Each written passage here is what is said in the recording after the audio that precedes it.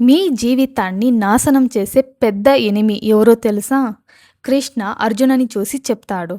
అర్జున, జ్ఞానం లేని వాళ్ళని కన్ఫ్యూషన్ చేయకూడదు. వాళ్ళకి ఎలా వస్తుందో అలా వాళ్ళ పని చేస్తూ ఉంటారు. కాబట్టి వాళ్ళని నిదానంగా ధర్మంలోకి తీసుకురావాలి. ప్రతి కర్మ ప్రకృతి ద్వారా జరుగుతుంది. కానీ మనిషి ఈగోతో ఇది నేను చేయాలా అని అనుకుంటారు. అది వాళ్ళ భ్రమ. అప్పుడు అర్జున ఒక క్వశ్చన్ అడిగాడు.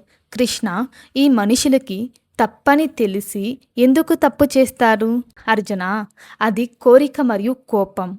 అవి మనుషులని అంధకారంలోకి తీసుకొని వెళ్తాయి. అవి అగ్ని లాంటివి. జ్ఞానం కూడా పని చేయదు. ముందుగా మీరు మీ ఫీలింగ్స్ని కంట్రోల్ చేయాలి. ఫీలింగ్స్ కన్నా మనసు గొప్పది. మనసు కన్నా బుద్ధి గొప్పది. కానీ బుద్ధి కన్నా గొప్పది ఆత్మ.